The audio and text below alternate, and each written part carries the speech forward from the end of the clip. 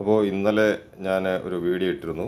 അതായത് ഈ single phase preventing എന്നുള്ള ഒരു സർക്യൂട്ട് നമ്മൾ ചെയ്തെടുക്കുകയാണെന്ന് പറഞ്ഞു. ഞാനത് ചെയ്തെടുത്തിട്ടുണ്ട്. ഒരു ഏകദേശം 2-3 മണിക്കൂർ പ്രയാസപ്പെട്ട് എടുത്തിട്ടുള്ളതാണ്. 3 റിലേ, 3 ഇതിന് ലൈനിന് വേണ്ടിയിട്ടുള്ള 3 റിലേ. ഇത് റിലേ എന്നുള്ള ഔട്ടാണ്. ഇത് ന്യൂട്രലാണ്. ഇത് ഓരോ ഫേസും 1, 2, 3 ഫേസ്. അപ്പോൾ ഇന്നലെ പറഞ്ഞ അതേ ഡയഗ്രത്തിൽ തന്നെയാണ് ഇത് ചെയ്തിരിക്കുന്നത്. അതായത് ഇത് ഇവിടെ നമ്മൾ ലൈൻ 1 കൊടുക്കുമ്പോൾ ലൈൻ 1 അതിൻ്റെ 12 വോൾട്ടിലോട്ട് കൺവെർട്ട് ചെയ്യുന്നു. കൺവെർട്ടറാണ് ഈ വെച്ചിരിക്കുന്നത്. ഈ 4 ഡയോഡും ഈ കപ്പാസിറ്ററും DC ആയിട്ട് മാറ്റാനായിട്ടുള്ള ഇതാണ്. അത് കൺവെർട്ട് ചെയ്ത് ഇതാണ് 12 വോൾട്ടിലോട്ട് മാറ്റുന്നത്. അപ്പോൾ അതിനെ DC ആക്കി ഇതിൽ റിലേയിലോട്ട് കൊടുക്കും. അങ്ങനെയാണ് 3. ന്യൂട്രൽ ഇത് കോമൺ ആണ്. ഓക്കെ. അപ്പോൾ ഓരോ ലൈനിനും ലൈൻ ഉണ്ടെന്ന് സൂചിപ്പിക്കാൻ വേണ്ടിയിട്ടുള്ള ഓരോ ഇൻഡിക്കേറ്റർ, റെഡ്, യെല്ലോ, ഗ്രീൻ. ഇതിനി നമുക്ക് ടെസ്റ്റ് ചെയ്ത് നോക്കാം. ഇത് ഞാൻ ഇച്ചിരി നേരം ടെസ്റ്റ് ചെയ്ത് നോക്കി. ഇതിൻ്റെ വേറൊരു ഗുണമെന്ന് പറഞ്ഞാൽ ഈ ഒരു കമ്പോണൻറ്റും ചൂടാകുന്നില്ല എന്നുള്ളതാണ്. അപ്പോൾ ഇത് ദീർഘനേരം നമ്മൾ ഉപയോഗിച്ചാലും വേറെ പ്രശ്നങ്ങളൊന്നും വരുന്നില്ല എന്നുള്ളതാണ്. അപ്പോൾ ഞാനത് നിങ്ങൾക്ക് വേണ്ടിയിട്ട് ഒന്ന് പ്രവർത്തിപ്പിച്ച് കാണിച്ചു തരാം.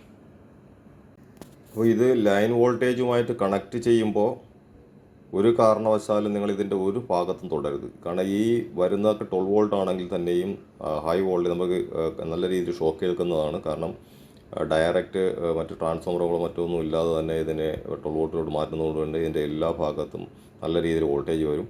അതുകൊണ്ട് ഒരു കാരണവശാലും നിങ്ങൾ ലൈനിൽ കണക്ട് ചെയ്യുമ്പോൾ ഇതിൻ്റെ ഒരു കമ്പോണൻസിലും തൊടാൻ പാടില്ല. ഓക്കെ. ഇത് മഞ്ഞ ന്യൂട്രലാണ്. ഞാൻ ന്യൂട്രലോട്ട് കണക്ട് ചെയ്യാണ്. ഓക്കെ. ഇനി അത് റെഡ് വയറാണ്.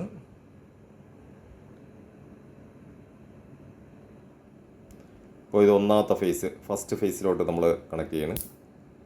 ആണോ, റിലേയും വർക്കായി ആ ലൈനും നമ്മൾ വോൾട്ടേജും കാണിക്കുന്നുണ്ട്. ഓക്കെ. ഇനി രണ്ടാമത്തത് ഉണ്ടോ, ഗ്രീൻ ലൈറ്റ് എത്തി. ഉണ്ടോ. ഇനി മൂന്നാമത്തത് യെല്ലോ.